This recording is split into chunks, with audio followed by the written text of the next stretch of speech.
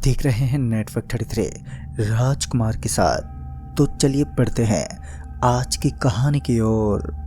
दोस्तों रात के तकरीबन 10:30 बजने को आए थे और सर्द रात में 10:30 तो देर रात को ही बजा करते हैं। सारे लोग कंबल ओढ़कर आराम से सो रहे होते हैं। एक विजय की जिंदगी थी जिसके अंदर कठिनाइयों की तो कोई कमी नहीं थी, लेकिन बावजूद इसके भी अपनी जिंदगी को हंसते खेलते गुजारना उसे बेहद पसंद था। आज भी वो अपने बेस्ट फ्रेंड के बर्थडे पार्टी में निकलने वाला था। जाते समय उसने सोचा कि वो अपने दोस्त के लिए कोई गिफ्ट ले लेता है और फिर उसने बगल की ही दुकान में एक गिफ्ट ऑर्डर किया। दुकानदार उसका बहुत अच्छा दोस्त था, तो उस दुकानदार ने कहा, अरे भाई साहब आज किधर जा रहे हो? तो विजय ने पूरी बात बताई।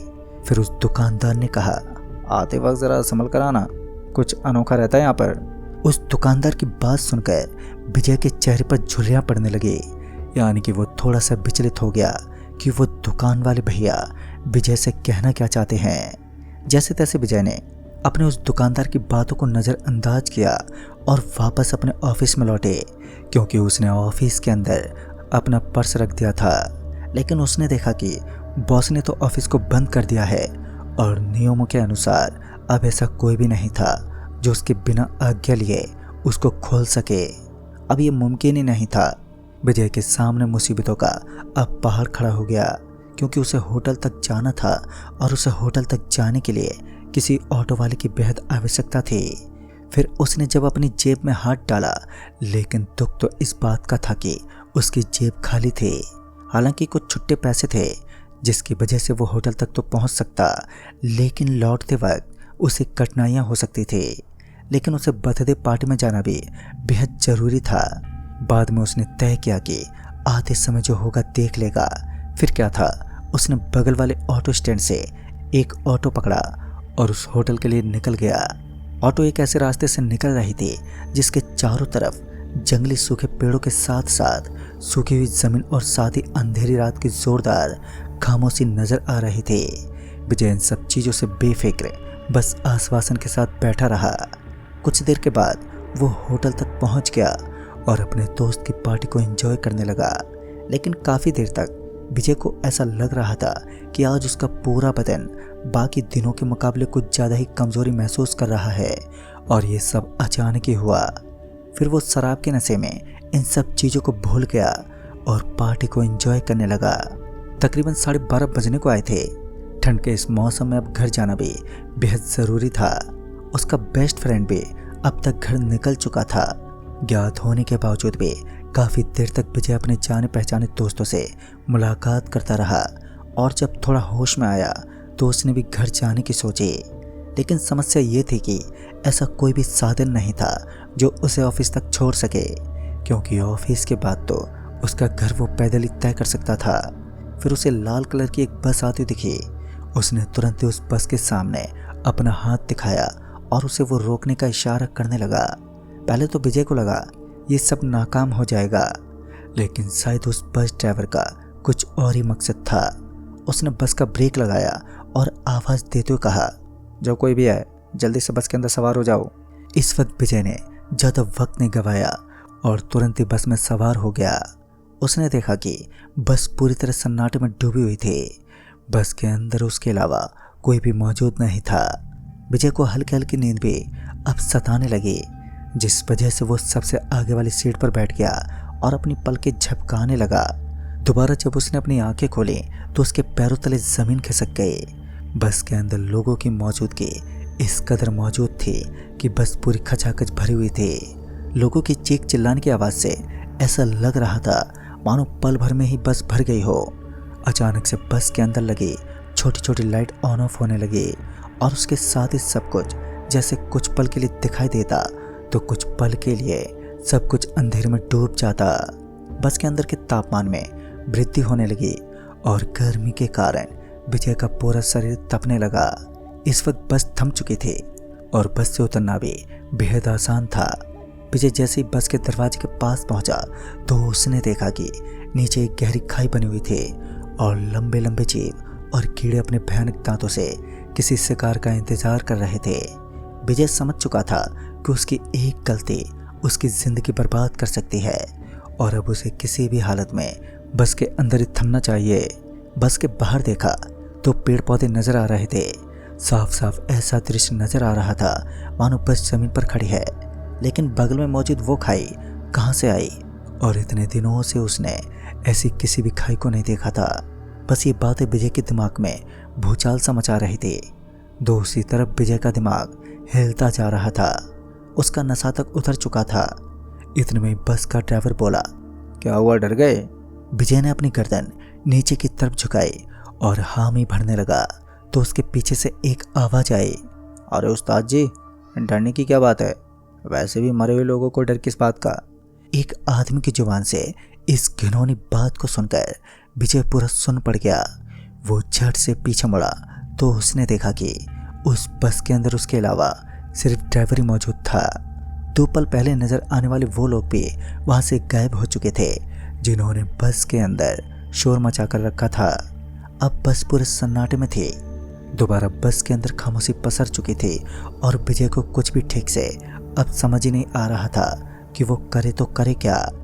एक तरफ तो उसे सही सलामत अपनी ऑफिस तक पहुंचना था और दूसरी तरफ इस बस ने अपनी माया जाल में विजय को हताश कर रखा था।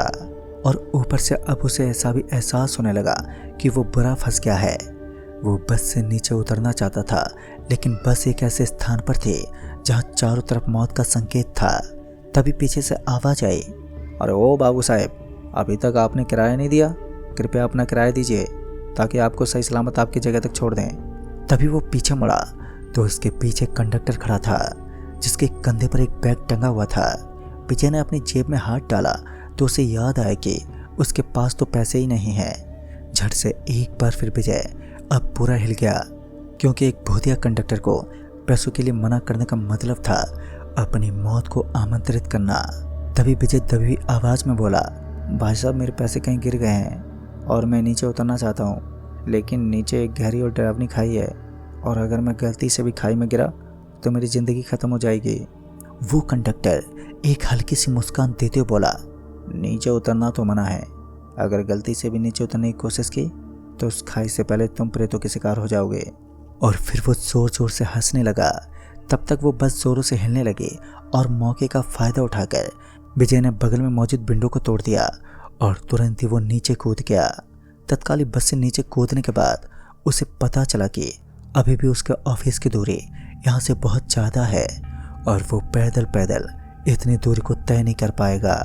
कुछ देर तक तो वो ऐसे ही पैदल पैदल चलता रहा, लेकिन बाद में उसने कुछ ऐसे अप्रतिम दृश्य को देखा जिसे देखकर उसकी रूह कांप उठे और उसने जीने की उम्मीद को त्याग दिया। दरअसल उसने देखा कि सामने की तरफ से वही लाल कलर की बस उसे अपनी ओर आते हुए दिखाई दी। इस बार उस बस के ऊपर काफ़ी सारे लोग इकट्ठा होकर बैठे हुए थे। उस बस को देखकर एक पल के लिए विजय के मन में ख्याल आया कि शायद ये कोई और बस है, क्योंकि उसने तो उस बस को वहीं पीछे छोड़ दिया था जहां वो बस माया जाल में फंसी हुई थी और इतनी जल्दी उस बस का वापस लौटना लगभग नामुमकिन था। लेकिन उसे क्या मालूम था कि सामने से आने वाली बस असल में वो लाल कलर की बस नहीं बल्कि उसकी मौत है। विजय के करीब से वो बस तो निकल गई, लेकिन विजय ने एक बार भी पलट कर नहीं देखा। फिर उसे हॉर्न की आवाज़ सुनाई दी तो उसे लगा कि शायद और कोई गाड़ी वाला है और इस कारण वो बिना इच्छा के पीछे पलट गया। जब वो पीछे मुड़ा तब जाकर उसे एहसास हुआ कि ये तो वही बस है और इस बस के अंदर बैठे मुसाफिर इंसान नहीं बल्कि भूत हैं और इन मुसाफिरों की असीमित शक्तियाँ कभी भी विजय का खून कर सकती थी। तभी विजय भागने लगा, लेकिन तब तक उसके पीछे भी भूतों का एक विशाल सा झुंड नजर आने लगा।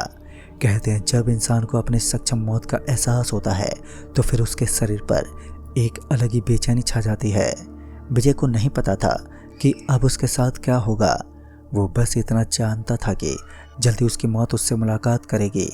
इतना डर और खौफ विजय से बर्दाश्त नहीं हुआ, जिस कारण वो बेहोश हो गया और ज़मीन पर गिर पड़ा। फिर जब उसे होश आया तो उसने देखा कि सुबह के 7:30 बज रहे थे। उसके बगल में काफ़ी सारे निशान बने हुए थे जिन्हें देखकर ऐसा लग रहा था कि ये किसी जानवर के निशान है।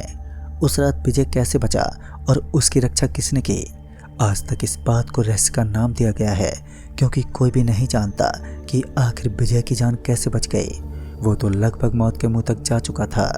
उस दिन की घटना जब विजय ने उस दुकानदार को बताई तो उसने बताया कि लाल कलर की उस बस के अंदर कुछ यात्रियों की आत्माएं भटकती हैं। सालों पहले यहाँ कुछ ऐसा हुआ था जिसका अंदाजा लगाना भी बड़ा डरावना और दर्द भरा होता है। दरअसल यही बस अपना असंतुलन बिगड़ने की वजह से ज़्यादा गति के कारण पेड़ से टकरा गई और पलटी खाकर खाई में गिर गई।